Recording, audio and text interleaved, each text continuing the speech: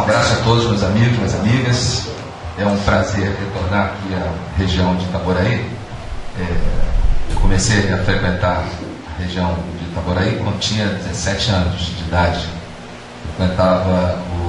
Colaborava modestamente com o Centro Espírita Francisco de Assis, lá na Reta Velha, onde eu conheci meu amigo Valmir. Valmir nem me reconheceu, tem tanto tempo eu falar com ele, ele não me reconheceu. Ele tinha cabelo, era magrinho, tem toda a razão de não me reconhecer, mas ele era só a mesma pessoa, graças a Deus.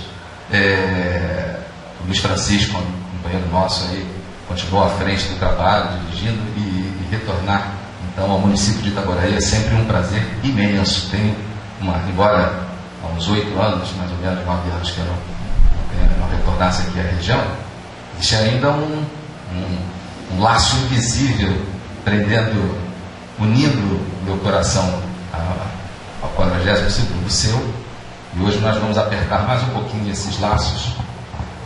Inicialmente queria fazer algumas pequenas correções. Aqui, muito honrosamente, colocaram como referência a Rádio Rio de Janeiro. Desde 2012 eu também não colaboro com a Rádio Rio de Janeiro.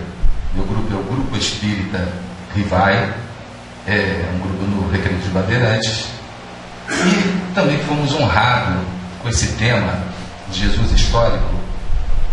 Vou começar a palestra, estudo já fazendo uma contra-propaganda. É um tema que, a princípio, como espíritas, simplesmente como espíritas, nenhum de nós está habilitado. Por quê?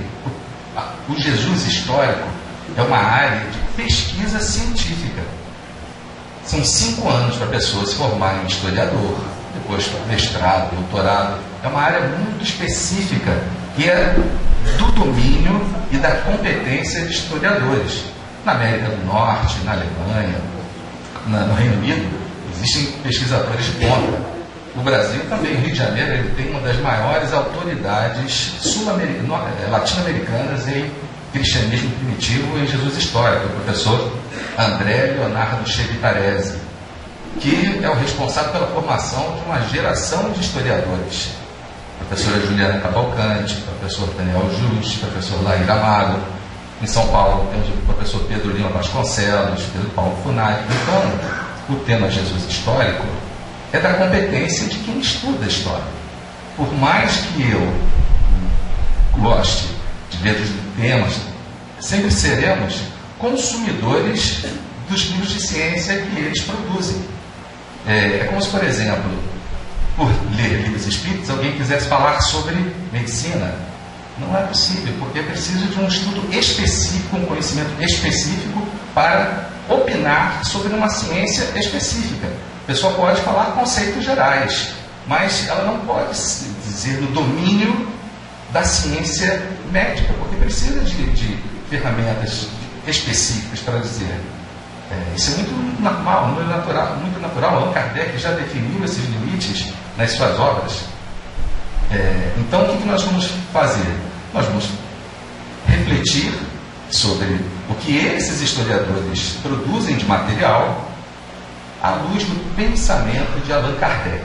Então, o tema que nós propusemos hoje, o tema Jesus histórico, é quase uma especialidade, como, por exemplo, a pediatria. A pediatria tem inúmeras coisas, inúmeras subespecialidades.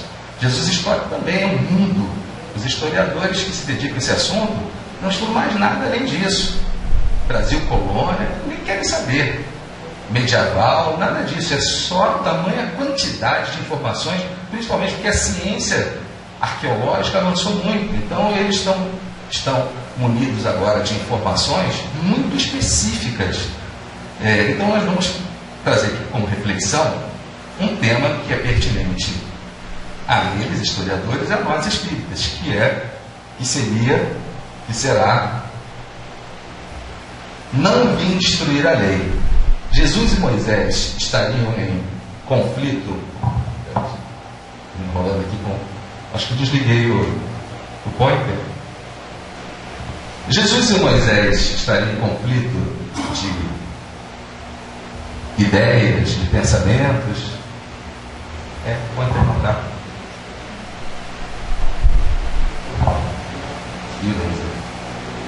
Ah, tá. Obrigado. Desculpem, gente. O que vocês acham? Não? Perfeitamente identificados. Oi? Pode falar. Mais ou menos. Tem sim, tem mais ou menos, não ouvi nenhum não. Alguém acha que Jesus e Moisés não estão identificados? Não há contradição na ideia que temos, afinal de contas. Moisés trouxe a primeira revelação de Deus aos homens. Jesus, a segunda revelação de Deus aos homens. Mas já perceberam que o judaísmo não aceita o Novo Testamento? Não aceita Jesus como Messias? Eles dizem que Jesus foi um grande judeu, um judeu muito importante para a humanidade, mas não é o Messias prometido nas Escrituras. O judaísmo se posiciona dessa maneira. O Antigo Testamento é um livro judaico. Livro judaico. Ninguém acha que não, né? Mas olha, os pesquisadores, isso aqui são 4 livros do John Mayer, um judeu marginal repensando Jesus histórico. É um pesquisador muito contestado porque ele é católico. Então, embora tenha resgatado muitas informações históricas e importantes, seja uma referência bibliográfica importante, ele tem um pensamento bastante orientado pelas tradições da Igreja Romana. Esse é um autor americano, John Dominique Crossan, em vários livros, alguns em parceria com Marcos Borges, que são americanos. Jesus, uma biografia revolucionária. Uns livros que trazem pensamento. Então, são muitos e muitos livros dizendo o contrário que nós espíritas acreditamos. Mas o fato de nós espíritas acreditarmos não quer dizer que seja o que Allan Kardec escreveu. Allan Kardec escreveu precisamente sobre essa questão, tá? Mas vamos refletir aqui sobre o que está em O Evangelho segundo o Espiritismo, na introdução do item 3º. Para compreender melhor algumas passagens dos Evangelhos, é necessário conhecer o valor de certas palavras que neles são empregadas frequentemente e caracterizam a situação da sociedade judaica e dos costumes naquela época. Hoje, para se entender bem o significado da mensagem de Jesus, do ponto de vista das ciências históricas, é preciso estudar o judaísmo. Todos esses pesquisadores, professores, eles mergulharam profundamente no judaísmo para entender Jesus. Por quê? Jesus nasceu como um judeu, viveu como um judeu e morreu como um judeu. Alguém discorda disso? Mas vejam bem, vocês já viram, ele já esteve inclusive no Brasil, já foi submetida a entrevista na Globo News. Reza Aslan, ele tem um livro que você encontra em qualquer lugar, que é Jesus o Zelota. Já viram esse livro? Os zelotas eram aqueles ultranacionalistas judeus. Alguns pesquisadores dizem que Jesus era fariseu. Alguns pesquisadores dizem o seguinte: vocês acreditam no que está escrito no Novo Testamento? Sim. Então, obrigatoriamente, para que aquilo seja verdade, Jesus tem que ter sido um fariseu. Em Evangelho segundo Lucas, no capítulo 4, Jesus, dentro da sinagoga, sobe no Bemá, que era uma plataforma onde se lia as Escrituras. Ele abre o abre o livro profético, que era o livro de Isaías, e lê o livro de Isaías. Capítulo 61 do livro de Isaías. Ora, para um varão hebreu poder subir ao Bemá e ler e interpretar as Escrituras, só existia uma possibilidade: tinha que ser fariseu. Não há outra possibilidade. As pessoas não tocavam a orla da roupa de Jesus, a parte de baixo da orla. Os fariseus andavam com uma franja, está no Antigo Testamento, é uma prescrição de Moisés, uma franja específica, que era a tradição que ali simbolizava as virtudes do judeu. Então, tocar naquela orla era receber a virtude daquele homem santo. Jesus, ir às festas em Jerusalém demandava muito dinheiro. Então, somente a festa da Páscoa era obrigatória. As outras festas não eram obrigatórias ao varão hebreu. Jesus estava em todas as festas judaicas. Se eu chegar uma pessoa e falar assim, olha, vou fazer uma palestra aqui, se ele não for do conhecimento, da autorização, da coordenação da Sociedade Espírita Cristã Celina, ele vai poder fazer palestra aqui? Não vai poder fazer palestra. E Jesus pregava, lia e interpretava dentro do templo de Jerusalém. Então essas informações falam a favor de alguém que tinha autorização e autoridade para fazê-lo. Por isso eles defendem essa tese. Mas a gente fica espantado assim. Poxa, mas os fariseus e Jesus são um problema, não é? Se do outro lado da rua alguém abriu um centro dos adoradores, um centro lá, uma religião dos adoradores do disco voador, vocês vão se incomodar? Não tem nada a ver com a gente. Eles podem adorar o disco voador que eles quiserem. Problema, paciência. E se for centro espírita, cristão, federado, adoradores do disco voador. Vamos lá ver que história é essa dos adoradores do disco voador. Não vamos dar um pulo até o teto?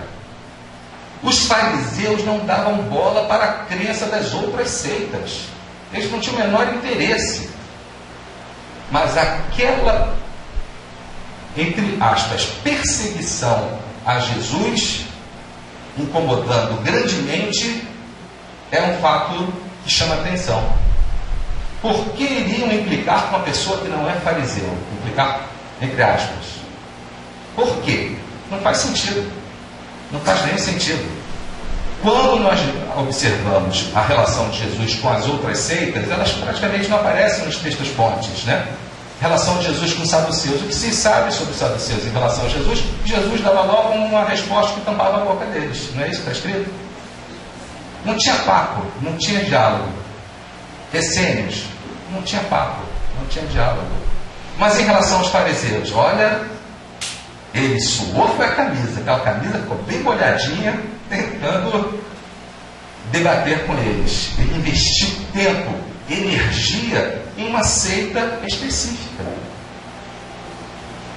Se alguém discordar, pode levantar, olha, discorda de gênero, número e grau, né? Até porque não vai discordar de mim, vai discordar de quem escreveu sobre isso.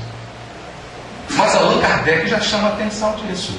É preciso conhecer o judaísmo para entender a essência. Por isso que nós não usamos as palavras do Novo Testamento ao pé da letra. Jesus falava uma língua muito específica, o aramaico do Tiberíades, daquela região da Galileia. Os textos dos judeus estavam em hebraico. O aramaico era meio parecido com o hebraico, mas era uma diferença entre mais ou menos o português e o espanhol. É parecido, mas é bem diferente, né? A gente que acha que é igual. Fala assim, igual o meu amigo foi fazer uma viagem, fala, deixa eu resolver esse negócio. Estou querendo uma blusa vermelha. É a moça, uma blusa vermelha. Ele achava que vermelho em espanhol era vermelho, mas em espanhol é rubro. Então há uma diferença entre português e espanhol, óbvio. Há uma diferença entre o aramaico e o hebraico. Só que a língua comercial, a língua usual era o grego. Só que o Novo Testamento ele foi escrito em grego. Então, do aramaico para o grego tem um abismo monumental. Do grego ainda para o português, olha, o abismo é maior ainda. Por isso que Allan Kardec ensina a extrair a essência dos ensinos de Jesus, e não especificamente ao pé da letra. Prossegue Kardec, essas palavras, não tendo mais para nós o mesmo sentido, muitas vezes foram mal interpretadas e por isso mesmo criaram muitas dúvidas. A compreensão do seu significado explica, além disso, o verdadeiro sentido de certas máximas que, à primeira vista, parecem estranhas. Quando a gente diz assim, aliás, isso é bem interessante ver no discurso de Jesus, é um discurso muito autoritário. O discurso de Jesus era muito autoritário. Ninguém caiu da cadeira, que bom. Eu não disse que Jesus era autoritário. O discurso dele é autoritário. Ele fala no imperativo afirmativo. pregai, perdoai, amai, ide, fazei, reconciliai-vos. Imperativo afirmativo. É um discurso contundente, como esse. Se alguém escandalizar um desses pequeninos que creem, para fazer isso, o que é melhor? Que ele prendesse ao pescoço a mó que os jumentos movem e jogassem ao mar. Vocês conhecem essa mó? Para prender? É isso aqui, tá? Para fazer uma maldade, ensinar uma doutrina errada, é preferível, amarrar isso no pescoço e jogar a pessoa no mar. Allan Kardec diz assim: Jesus falava de forma forte, com cores vivas, para que aquelas inteligências compreendessem o sentido da palavra de Deus. Muito forte a maneira de Jesus falar e escrever. É melhor amarrar isso no pescoço. Na dúvida de um ensino espírita, não dê.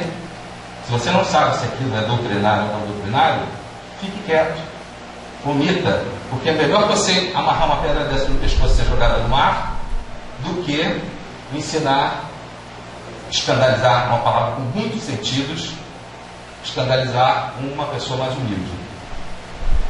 Tá? Obviamente, isso é tudo sentido figurado, não pode ser tomado ao pé da letra, senão vamos ter pena de morte, se não o pescoço joga no mar. Então voltamos à questão: se Jesus e Moisés estariam em antagonismo de ideias.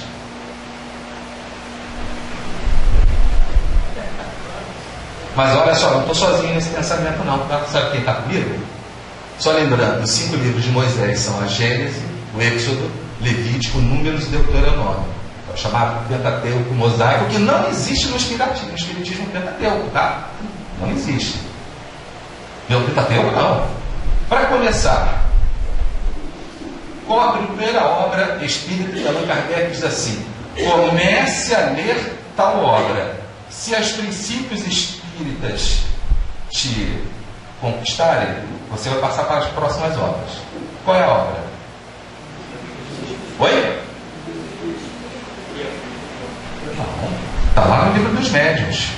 O que é o Espiritismo?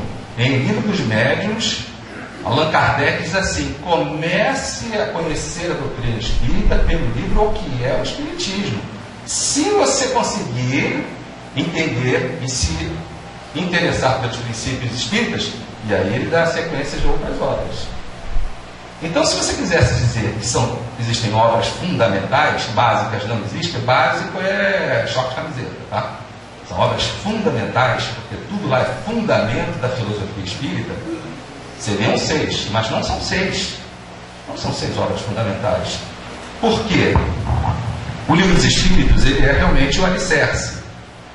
É o alicerce, a estrutura geral, todo o arcabouço. Nesse arcabouço foram sendo colocadas as outras partes da obra. E quais são essas outras partes das obras? As outras obras doutrinárias. Então, a parte primeira, isso didaticamente, não é assim, que é tudo interpenetrado, interligado, interconectado. Mas a parte primeira, que é a parte, o Livro dos Espíritos começa com a sua introdução. Ali já existem princípios espíritas que precisam ser estudados. No Centro dos Espíritos, normalmente, ele estuda, começa pela pergunta número 1. É um erro terrível. Os livros têm que ser começados a ler pela contracapa, onde ali já se diz o que é o Espiritismo. No primeiro livro espírita, que é o Espiritismo, é a ciência que trata da natureza, da origem, dos destinos dos espíritos e as suas relações com o mundo material. Então, a introdução de Livro dos Espíritos ela é desenvolvida e desdobrada nas chamadas obras de iniciação.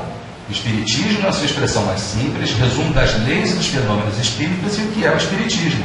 A parte primeira ela é desenvolvida e desdobrada, que é a parte do mundo espírita, ou mundo dos espíritos, em a Gênese, os milagres e as predições segundo o Espiritismo.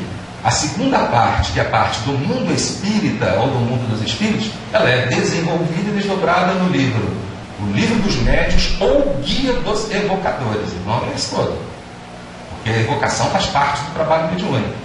A terceira parte, que é a parte das leis morais, ela é desenvolvida, aprofundada e desdobrada em o Evangelho segundo o Espiritismo. E a quarta parte, das esperanças e consolações, desenvolvidas em O Céu e o Inferno ou A Justiça Divina segundo o Espiritismo. A Revista Espírita, Jornal de Estudos Psicológicos, cada periódico mensal, agregados em um ano, formam um livrão de 400 folhas. São 12 anos da Revista Espírita, então são mais de 12 livros de 400 páginas. Então soma 12 de 400 páginas, mais as obras de iniciação, mais as obras fundamentais, são 21 obras em português. Todo mundo de 300 páginas para cima. E Allan Kardec, ele diz, é na Revista Espírita que está o desenvolvimento e o complemento das obras doutrinárias. Em francês, Kardec escreveu 33. Em português, agregando, né, só temos disponíveis 21. Kardec diz, então, você quer o desenvolvimento, o complemento da doutrina espírita? A Revista Espírita, 12 livrões de 400 páginas. Tem de 500, tá? No mínimo 400. Então, isso aí foi só uma observação sobre o Pentateuco. Mas o Pentateuco de Moisés está enraizado na gente, né? Aqui é a datação dos textos fontes, não é nosso tema hoje. Mas, enfim, quem é o primeiro, um dos primeiros a pensar nessa questão, Jesus e Moisés, sabe quem é? Paulo, uma carta autêntica, que é a carta aos Gálatas, capítulo 3, versículo 23, 24 e 25, Paulo, a carta diz assim: antes que chegasse a fé, nós quem? Judeus, ele estava numa sinagoga ou numa casa de oração, nós éramos guardados sob a tutela da lei, da Torá.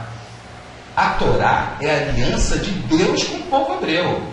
Não existe nada mais importante para o povo hebreu do que a Torá. Não existe nada mais importante para o povo hebreu do que a Torá. A Torá é a aliança de Deus com o seu povo. Tá? Então, Paulo diz assim, antes que chegasse a fé,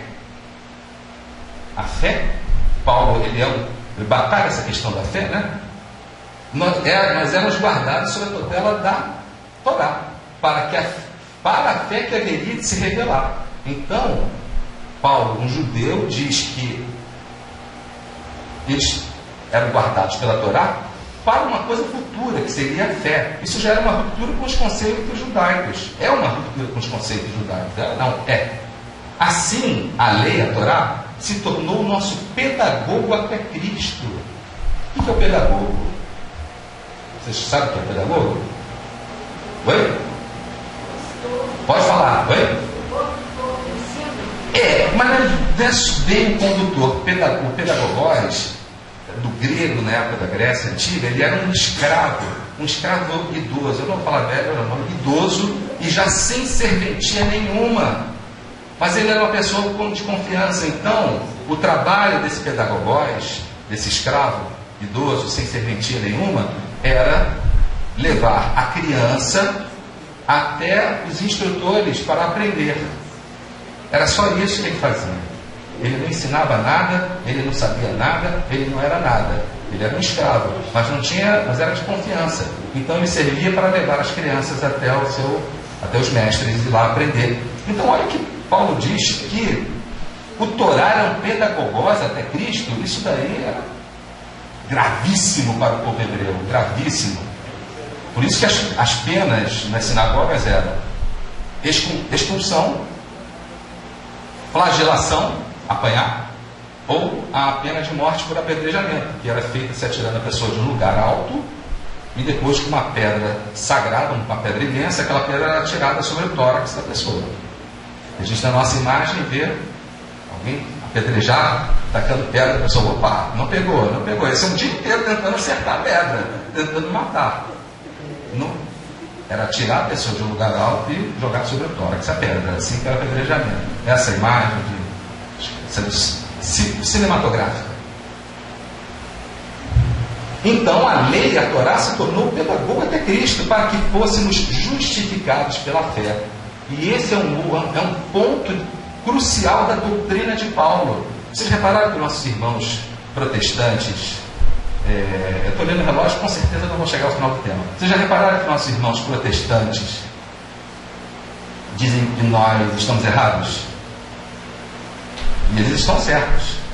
Não que nós estamos errados, mas estão certos em dizer isso. Porque a doutrina de Paulo se baseia na justificação, na salvação pela fé. Fé em quê? Oi? Não só em Cristo. Fé que Jesus, que o Cristo foi crucificado, morreu, ressuscitou no terceiro dia. Essa é a fé proposta por Paulo. Quem crê em Cristo tem que crer nisso. Está na carta dele. Cristo morreu, ressuscitou ao terceiro dia, e essa é a fé que se crê. Sem isso não há. E o que salva, o que justifica é a fé. E para os espíritas, a justificação, a salvação é pela fé? Pela caridade. Então a doutrina de Paulo e a doutrina espírita não são iguais nesse aspecto. Allan Kardec, na Revista Espírita, explica isso. Paulo é um precursor, mas a doutrina dele toda não foi incorporada ao espiritismo, porque ele tem conceitos que não são espíritas. Muitos conceitos não são espíritas. Não são condenáveis, mas não estão de acordo com as leis e os princípios espíritas. Esse é um deles. A justificação para nós não é através da fé. Se você acredita que quando morre vai virar só dente e ossos, mas tem uma vida de solidariedade ao seu semelhante, você adquiriu um progresso moral e espiritual. Se você acredita em Deus, na reencarnação, na justiça divina, mas foi uma praga, uma peste, um demônio vivo e não ajudou ninguém, você não vai para lugar nenhum. Na doutrina de Paulo é preciso, não adianta você fazer coisas boas, se você não acreditar que Jesus é o Cristo, é o Salvador, é vinculado, não é o que nós acreditamos. Por isso existe uma discordância entre nós e os protestantes. Essa discordância não vai cair nunca. Porque o protestante, ele abraça como a palavra de Deus tudo que está na Bíblia. Nós não. Nós selecionamos e interpretamos. Nós não Kardec, né? Eu só leio. Chegada, porém, à fé, não estamos mais sobre pedagogo. Olha, sabe a Torá? Fica para trás, só vale Jesus. Então, já arrumou um problema com o judaísmo, já arrumou um problema, está cheio de problemas. Então, vejam que a questão é mais antiga do que nós imaginamos. Tudo bem, alguém caiu da cadeira? Não, né? Mas vocês não precisam concordar. Isso aí é só para a gente refletir, pensar, meditar, tá? Não. Mas vamos ver, então, algumas discordâncias de opiniões entre Jesus e Moisés. Por exemplo, um livro de Moisés, o Levítico. Se alguém desfigurar o seu próximo, como ele fez, assim lhe será feito. Tá? Quebrou, qual a punição? Indenização, danos morais, pagamento de cesta básica, negativo. Quebra a cara também. Essa é a lei. No Êxodo. E para ter certeza, está bem compreendido, está em vários livros do Pentateuco.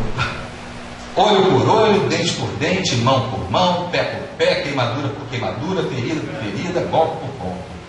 Oi? Isso aí mesmo.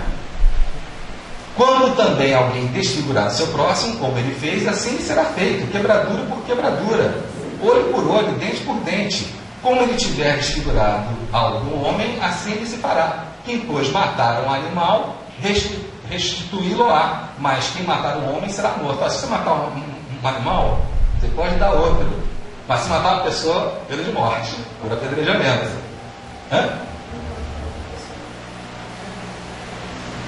O animal está valendo mais que a pessoa. Deuteronômio repete a lei. Em Mateus, foi atribuído a Jesus a seguinte frase: ouviste que foi dito, olho por olho, dente por dente. Eu, porém, vos digo, não resistais ao perverso, mas a qualquer um que te ferir na face direita, volta-lhe também a outra. Esse porém, entre vírgulas, é um aposto. Ele está delimitando, explicitando, definindo, está estabelecendo um limite. E quando ele fala, eu, porém, vos digo, quem disse antes que era para quebrar o rosto? Moisés. Aí Jesus diz, não, eu, porém, então o que ele está fazendo em relação à doutrina de Moisés? Se contrapondo. E qual a pena para quem se contrapõe à doutrina de Moisés? Não, também tinha de apanhar. Depende do juiz. Blasfêmia é pena de morte, apedrejamento. Faz sentido agora por que tentavam matar Jesus? Né?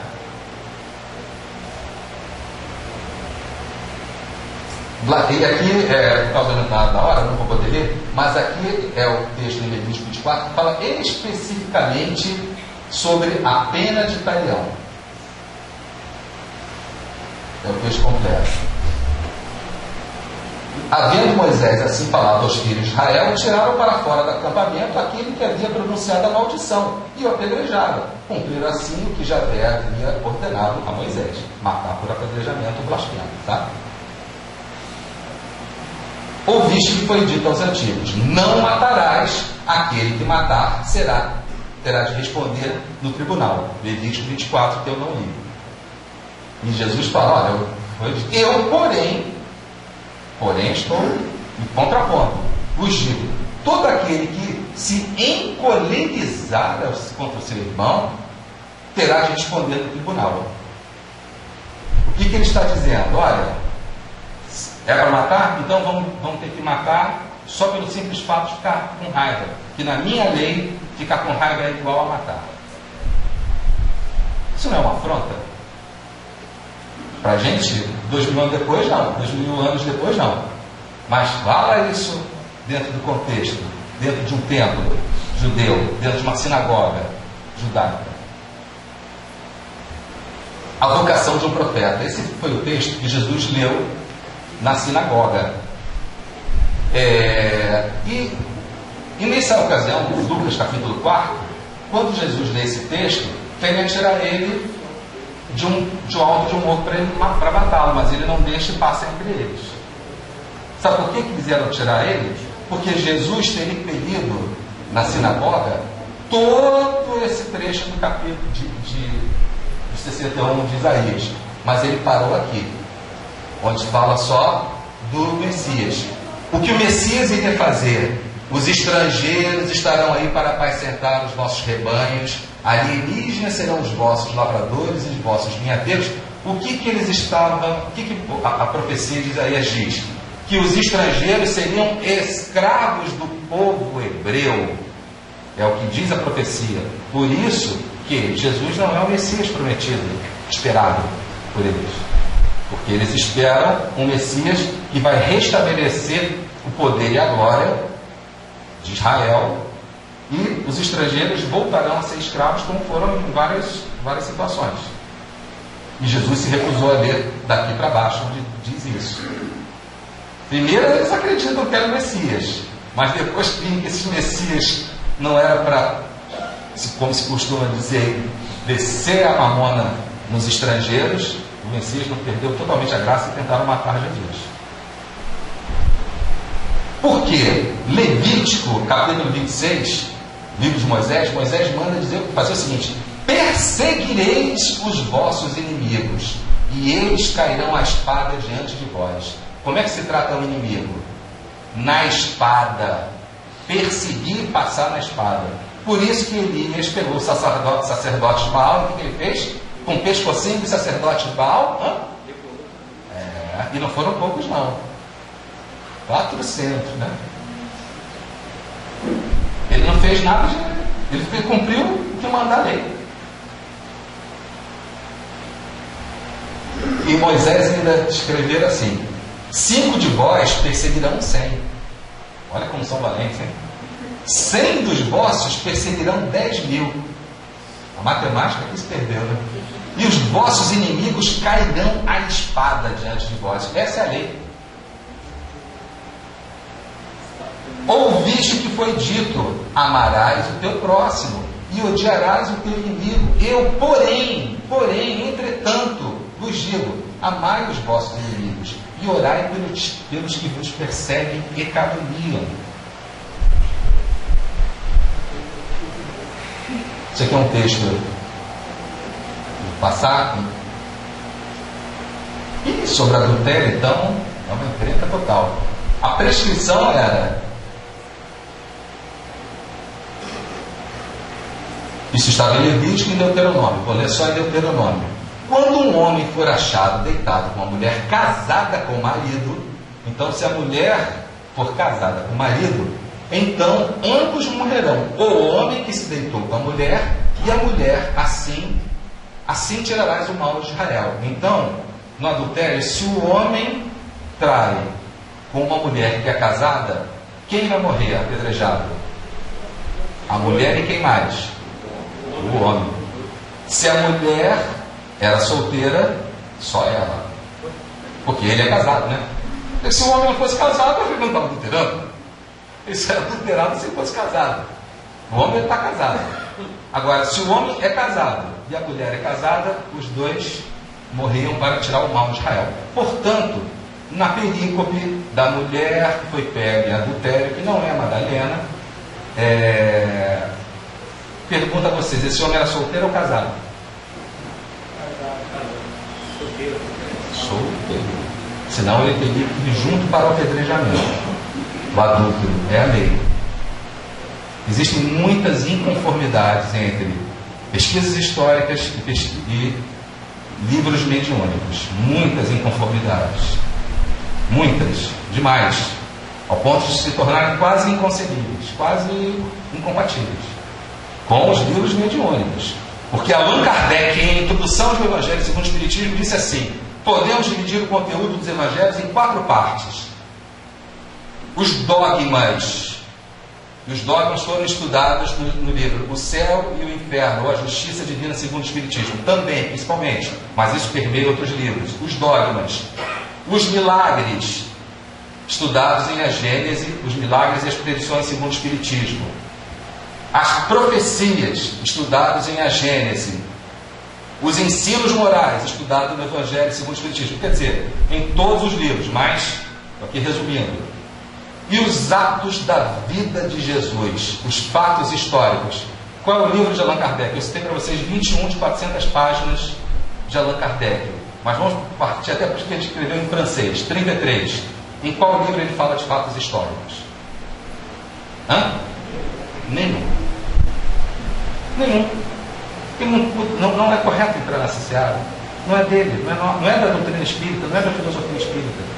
Eu sei que estou criando um problema danado. Pelo menos permitam que eu volte para minha casa. Me deixem sair do Celina. Mas eu juro que eu nunca mais repito essa frase se alguém pegar algum desses. 21 em português. Pegar 21 em português, 400 páginas, agora é fácil com o PDF, e achar Allan Kardec contando um único fato histórico. Os fatos históricos que aparecem sobre Jesus, que são relatados em A Gênese, são ditos ali que não aconteceram. E olha ainda, milagre da multiplicação dos pães, Kardec diz, não aconteceu. Estrelas de Belém, não aconteceu. Transformação de água em vinho, não aconteceu. Não fosse Kardec, pelo amor de Deus, está lá, eu provo, está escrito. Volto até no outro dia para mostrar onde está escrito. Está escrito. Muito claro, muito nítido, muito lógico, muito coerente, muito racional. Ele já começa o estudo sobre milagres dizendo: temos 2 explicações. Uma racional, possível, factível. Outra que você só pode explicar pelo magnetismo. Fique com a racional. Mesmo que ela não seja verdadeira, o princípio parâmetro, o critério espírita é: fique com a mais racional, lógica, coerente, possível, factível, não fica com a outra. Se um dia provar que a outra aconteceu, ok. Aí é aquele negócio que ele mesmo explicou em A Gênese, fundamento da revelação espírita. A ciência dá um passo, o espiritismo acompanha. O espiritismo não corre na frente e nem fica para trás. É lado a lado. Tá? Então, e Jesus fala o que sobre a mulher adúltera? Eu, porém, vos digo que todo aquele que olhar para uma mulher para cobiçar, em seu coração já começou o adultério com ela.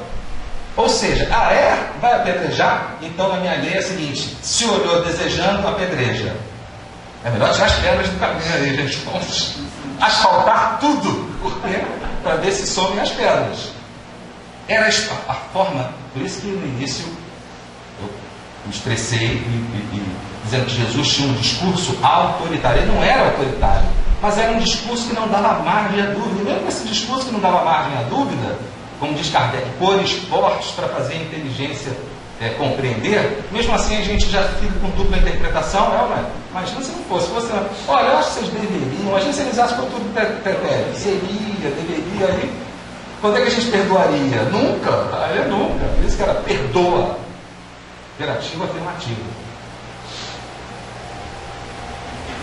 Mas como insistisse em perguntar-lhe, esse negócio incomodava eles, ergueu-se e disse-lhes: aquele que estiver dentre vós sem pecado, seja o primeiro que lhe atire uma pedra. Quando Jesus estava falando sobre pecado, era esse pecado mesmo, do adultério, tá? Não é qualquer pecado. Mas olha só, eu nunca adulterei, catacumba, não.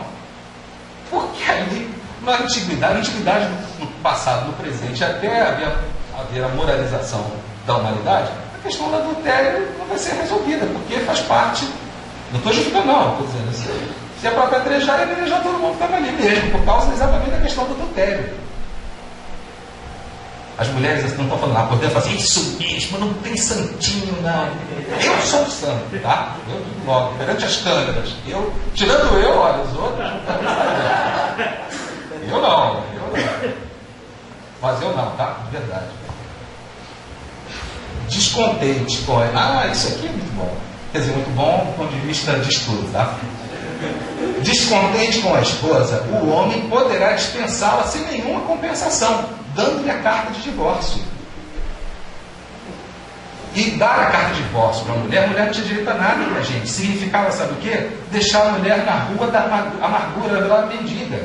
Passava fome e não voltava para a casa dos pais. A mulher não tinha vez na sociedade. Nenhuma. Quando um homem, olha só o que está no livro Deuteronômio de Moisés, quando o homem tomar uma mulher e se casar com ela, se ele não achar graça aos seus olhos, por haver encontrado nela coisa vergonhosa, far-lhe-á uma carta de divórcio e lhe dará na mão e a despedirá de sua casa. Tem algum advogado aí? Não? Em direito, isso é um termo jurídico totalmente aberto. Por quê? Não achar graça nos seus olhos? Você já não estou mais achando graça nos seus olhos. A carta de divórcio. E ela virava uma mendiga. Se ela ainda pudesse, então dá aqui minha parte da herança, eu vou levar minha vida, seria lucro para ela, né? Mas ela virar mendiga.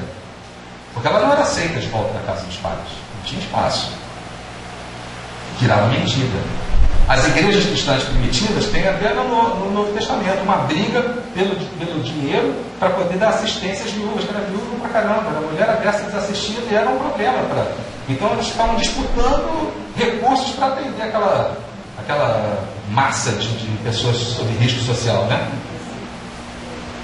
Por isso que Jesus falou assim: aquele que repudiar sua mulher, dê-lhe uma carta de divórcio.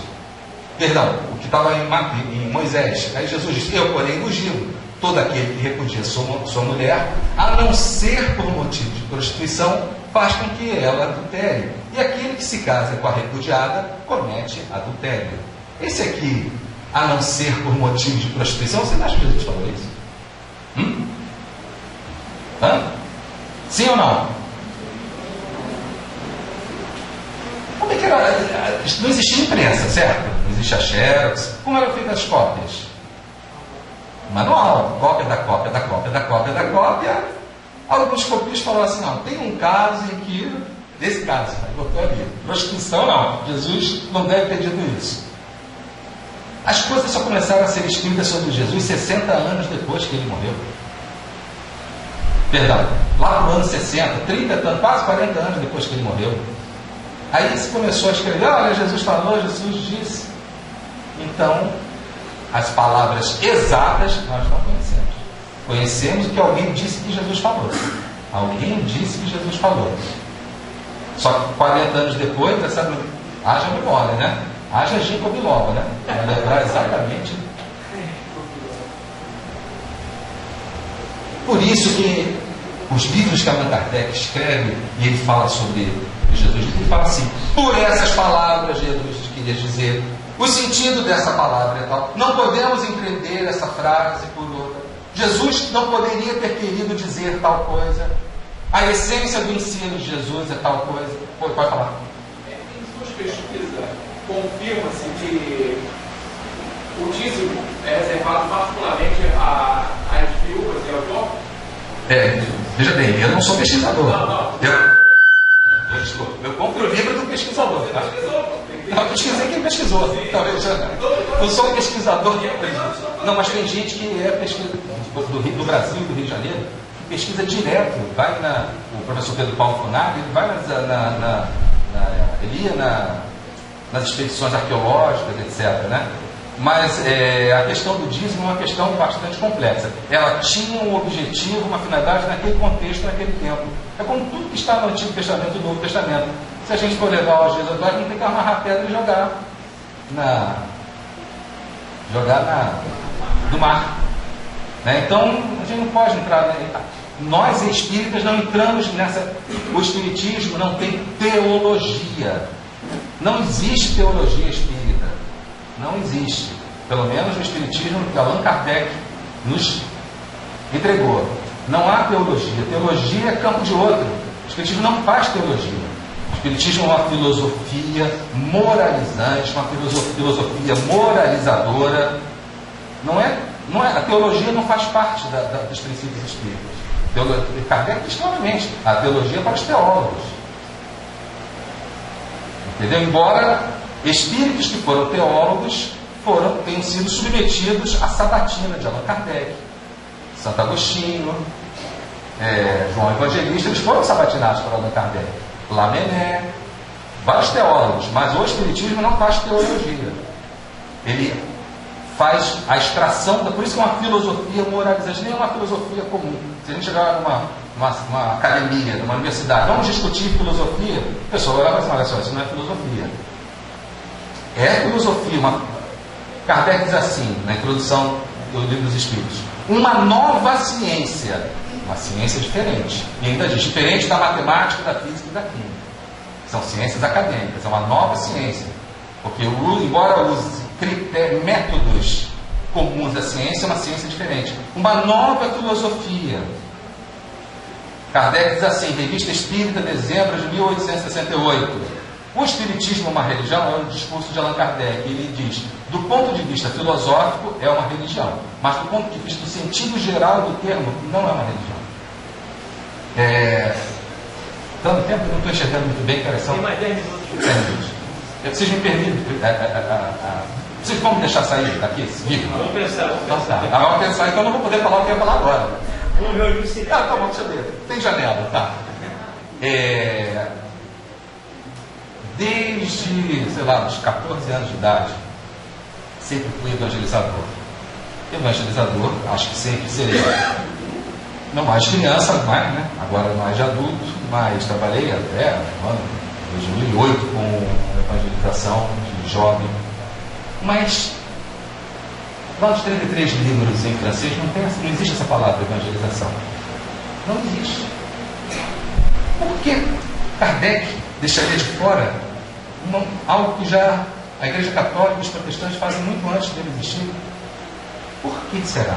Será que foi por acaso? Um homem que foi tenaz em definições e conceitos. Se eu disser assim, e é o que eu fiz, é o que eu faço, mas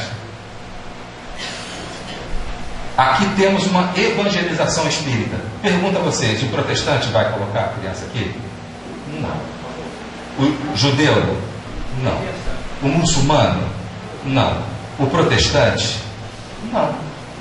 Allan Kardec não queria levantar muros para que as pessoas pudessem conhecer os princípios espíritas. Então, ele escreveu assim, já era espírita. Não houve um único dia da minha vida em que eu não pensasse na questão da educação das crianças. Sempre foi o educador de crianças. Os livros deles eram para crianças. Os livros espíritas são para crianças também. Basta ler com elas. A gente vai ver a capacidade que eles têm de compreensão se a gente oferecer um modelo. É porque, cara, quando você coloca evangelização, você levantou uma parede, um muro onde não vão os outros transpor. Qual a palavra que Kardec usava o tempo todo? Educação moral. Educação moral.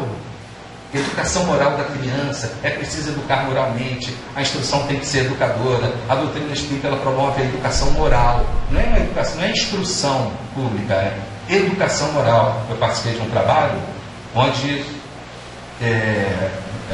na parte da manhã, para a tarde, funcionava uma escola uma escola de reforço, né? A criança ficava na escola de tarde, ia para aquela escola de manhã, dentro de um centro espírita, e aí ainda tinha aula de reforço, português, matemática, literatura, etc. E vice-versa, quem estudava de manhã ficava à tarde tendo essa aula de reforço. Estava escrito assim: Oficina de Valores Morais.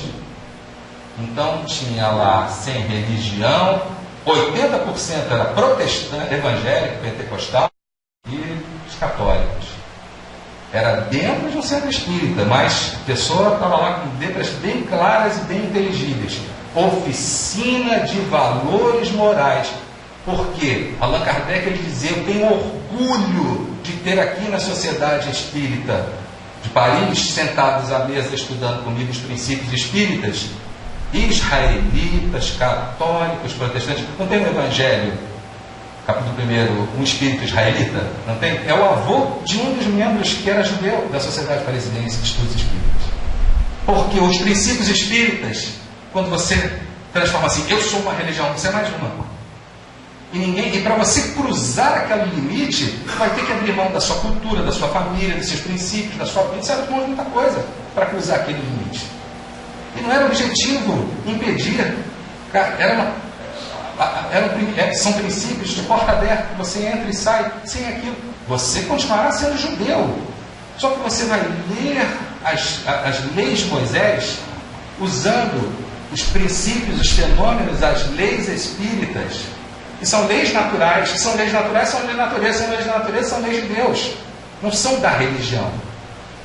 Não são da religião. Então ele queria que essa pessoa entrasse, assistisse, estudasse, e ela sairia, continuaria sendo. Ela não teria duas religiões, ela tem a religião da família dela, mas ela poderia mergulhar nessa filosofia moralizante, moralizadora, que é o princípio espírita. Feito esse breve parágrafo, Moisés diz assim: guardareis os meus sábados e reverenciareis o meu santuário. Eu sou Yahvé. E aí, o que vocês acham que é a pena para quem viola o sábado? Apedrejou até que morreu, como ordenara Yahvé a Moisés. Pena de morte para quem violar o sábado.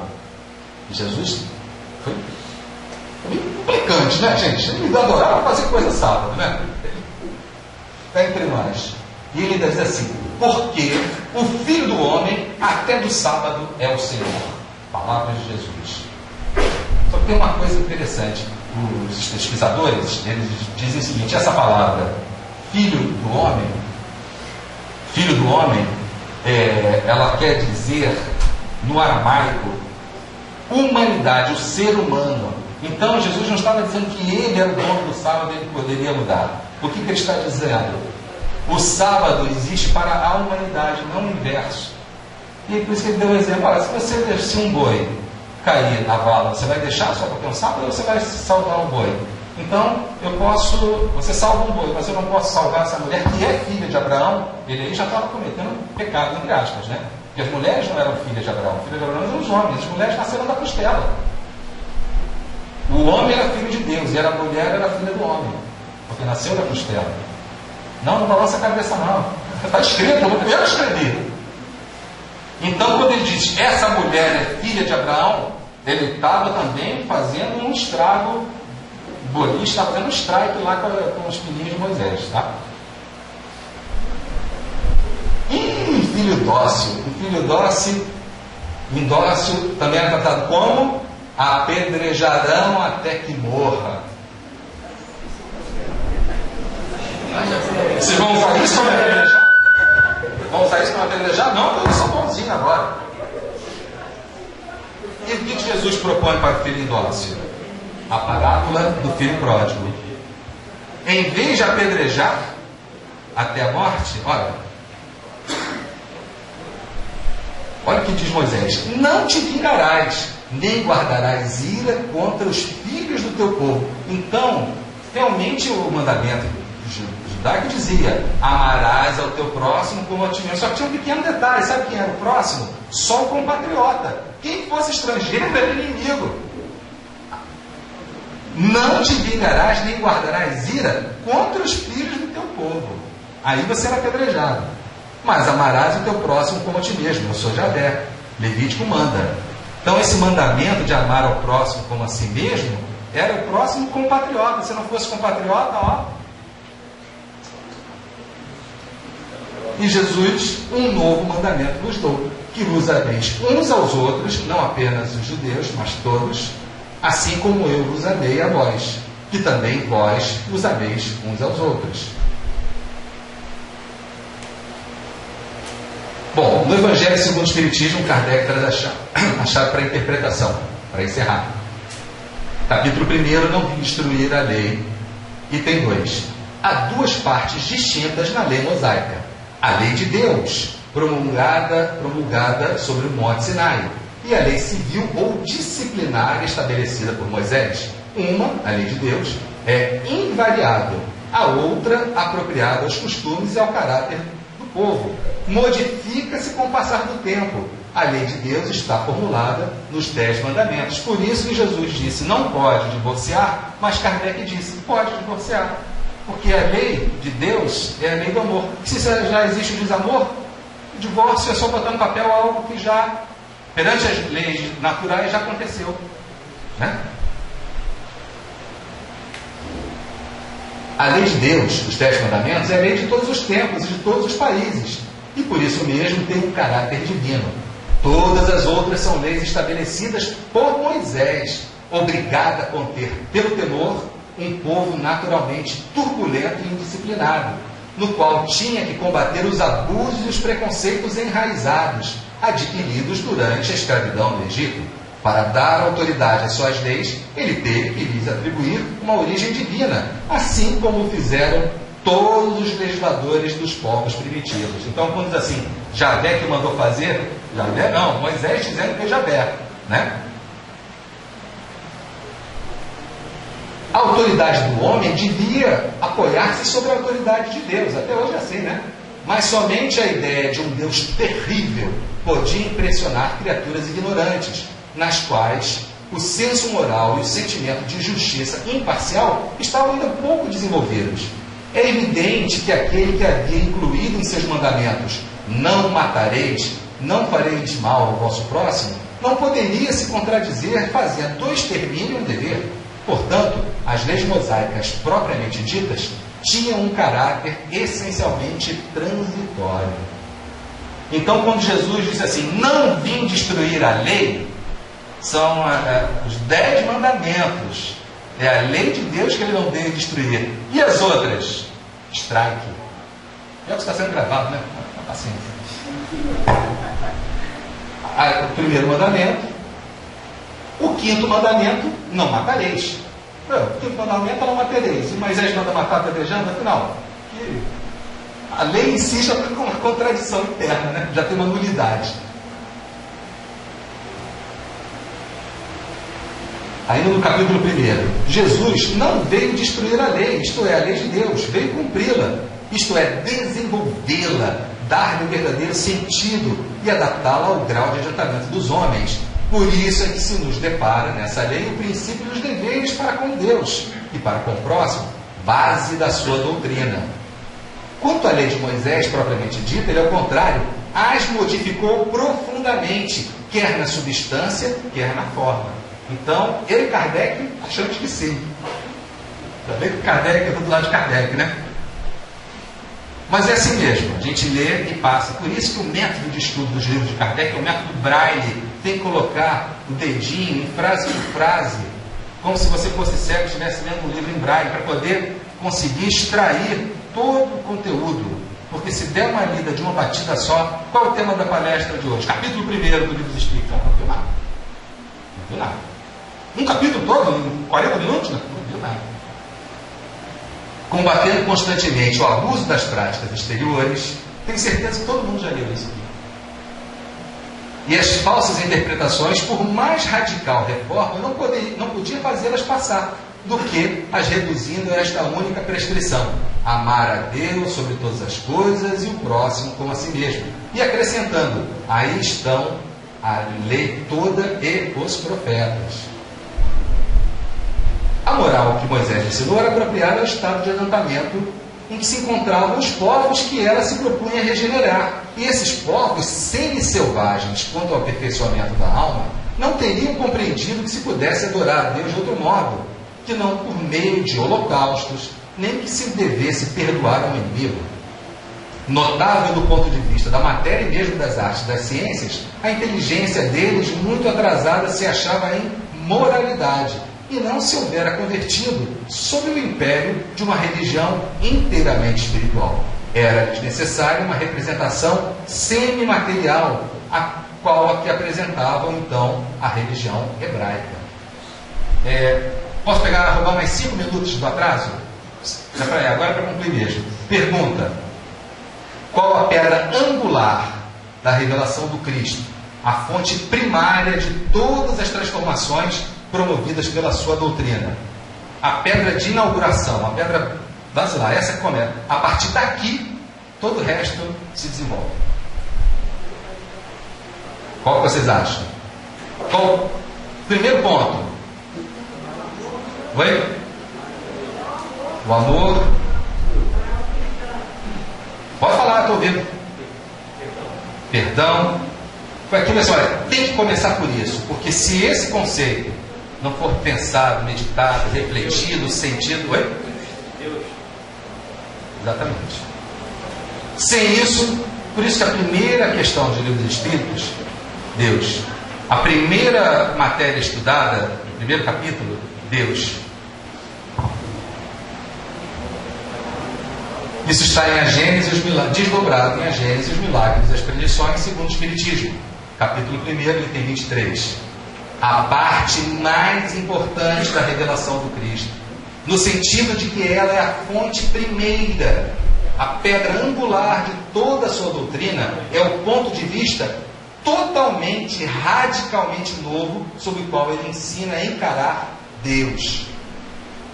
Esta não é mais o Deus terrível, ciumento e vingativo de Moisés, o Deus cruel e implacável, que rega a terra com sangue humano e que ordena o massacre e o extermínio dos povos, sem excetuar as mulheres, as crianças e os velhos, que castiga aqueles que poupam as vítimas.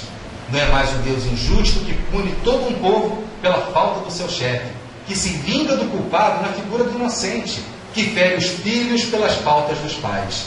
Mas um Deus clemente, soberanamente justo e bom, cheio de mansidão e misericórdia, que perdoa o pecador arrependido e dá a cada um segundo as suas obras. Não é mais um Deus único, não é mais o Deus de um único povo privilegiado, o Deus dos exércitos, presidindo os combates para sustentar a sua própria causa contra o Deus de outros povos, mas o Pai comum do gênero humano, que estende a sua proteção sobre todos os seus filhos, chamando-os a si.